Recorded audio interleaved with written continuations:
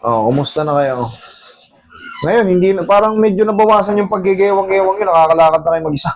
Oo, master. Ha? Nakalakad ako ng malayo. Kaya nga, oh, kita mo ngayon, oh. Solo kang ano, nung nakaraan eh. Ay, nung una, kita mo naman. Ano na nakita mong pagbabago sa partner mo? Una lang talaga yung panalita niya. Yung una, yan yung si ma'am yung nagsasalta ng parang iniisip pa yung kasunod eh. Joint, yung joint. Parang ganun. Pero ngayon, sige nga, magsalita kayo. Anong masakit sa inyo ngayon? Wala. Wala pa na masakit. Wala. Hindi, sige. Ang ibig nyo sabihin, gusto niya lang talaga magpa-maintain na. Makita naman marami nagbago. Eh, sabi ko nga, tinatanong niya yung lakad. Sabi naman ni master, walang biglaan. Pero ang ginagawa nga namin, tulad niyan, panggabi ako nung nakarang linggo. May nilalakaran kami doon, mga 1 kilometro din siguro. Pero malakad ko, pinapa-stretching siya. Nakamotor ako. Nakaya niya naman. Okay, thank you Lord. Kahit pa paano, binigyan niyo ako ng ano. Ito na yung patunay na meron pa rin tayong kaya. Severe din to. Pero yung dalawang magkasunod, nakita niyo naman, talagang hindi pang sa akin. May cancer, bagong opera. Wala pang ilang buwan pa lang, gustong pahatak sa akin. Siyempre, sa akin naman, hindi ko yan gagalawin basta na-assess ko kayo ng hindi para sa akin. Doon yung mismong problem sa inopera. Sabi nung doktor, tinamaan pa raw yung pinaka-pelvic bone sa operation. Yung kanina. Ngayon yun ang ipapahatak, ipapagawa. Hindi kaya. Yung isa naman kay tatay may myelopathy sa spine. Tapos, bugbog ng disc herniation. Tapos, meron pang tinatawag na FATS disease. Multiple complication. Wala. Ang tanging ko lang may tutulong talaga, iba na. Pero ito nga ma'am, medyo maganda kinalalabasan.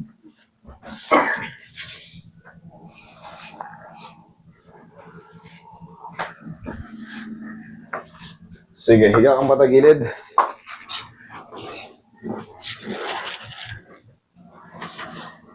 Sige, tagilid ka.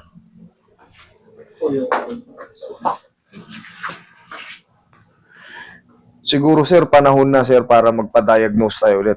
Para makabalik yung kung ano man tong tumama sa kanya. Pero malakas na siya eh. Nakabalik na. Ano po kami, check up. Bigyan po ako ng mga gamot sa ribs.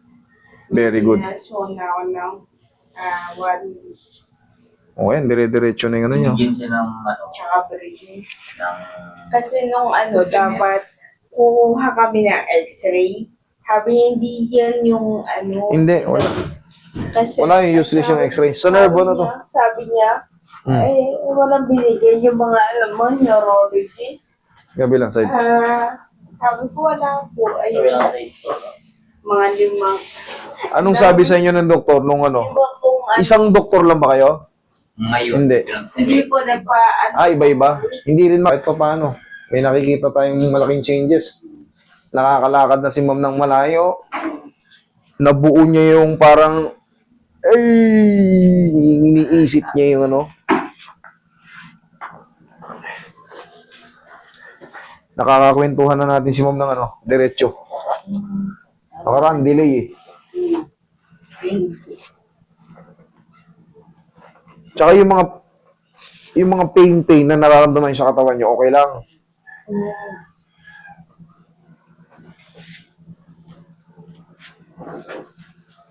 Iroy, massage mo si ma'am.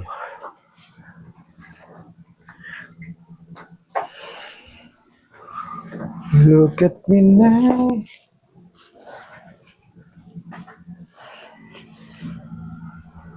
Hindi man ma-perfect, pero sisiguraduhin ko pag may ginalaw ko sa inyo, may purpose at kaya kong ipaliwanag, kaya kong i-execute at yung mga mangyayari bago at patapos. Ihaya.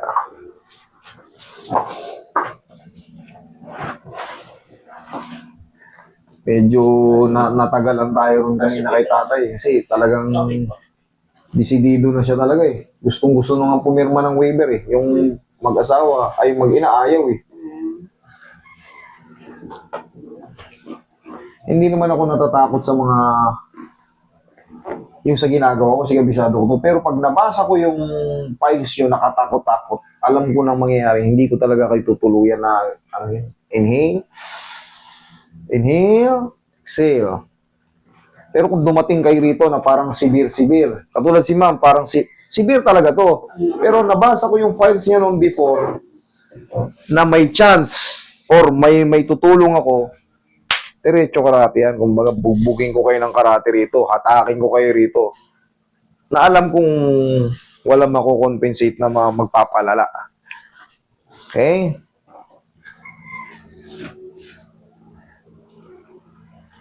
Talagang si tata, ayaw talaga umayag. Si mami rin, bago rin yun. May cancer din. May cancer naman. Nandito yung cancer. Inopera, bago pa. Doon yung sumasakit. Gusto niyang treatment. No? Sabi ko, useless mami pag hindi ko hinatak eh. Eh, masakit pa yung ano. Hindi pa niya ako madiretso, yung masakit pa yung opera. Siyempre. I know better. Okay, upo. Upo kayo, ma'am.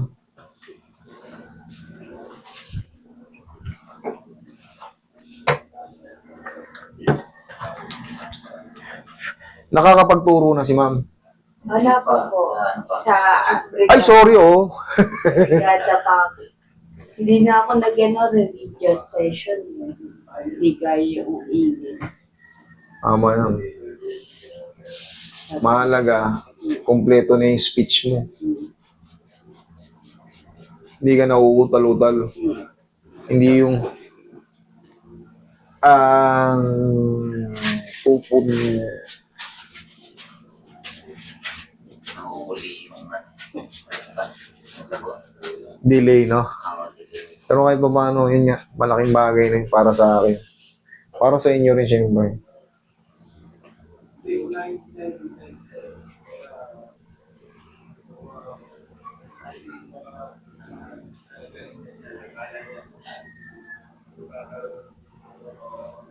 Yung pastor po namin yung unang nakapanood sa inyo. Paano po? Shoutout yung si Pastor. Gusto nga rin Pastor na napunta nun Man. problema lang yun. Laging Oo. oras yun. Oo, Tapos eh. sabi niya, may napapanood akong gano'n. Tapos pinasa niya yung YouTube niyo po. Ayun. Pinagnood lang. Salamat po, Pastor Mel. God bless po. Siya yung nag-ano sa amin talaga na puntahan kahit malayo.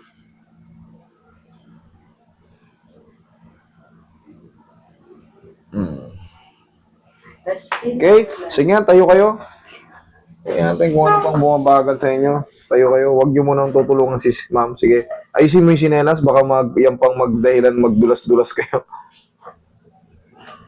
Lahat. Sige nga.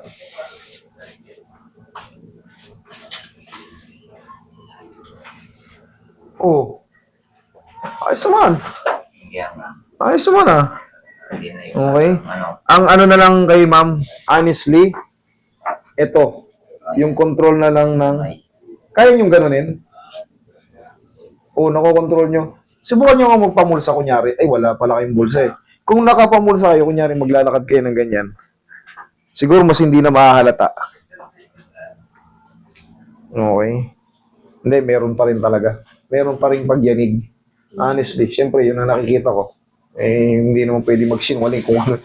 Pero, ang mahalaga niyan, kaya nyo nang tumagal, na bago yung salita nyo, nawala yung mga masasakit sa katawan nyo. Kaya nga, sa tulong ko, sa tulong ni Doc, yung bagong ano, mag-combination kami, at least naunahan ko na ng konti. Doc, tulungan mo kami, sino ko man. Sana, ma'am, maagat mabilis kayong gumaling, ha? Kailan po ulit yun?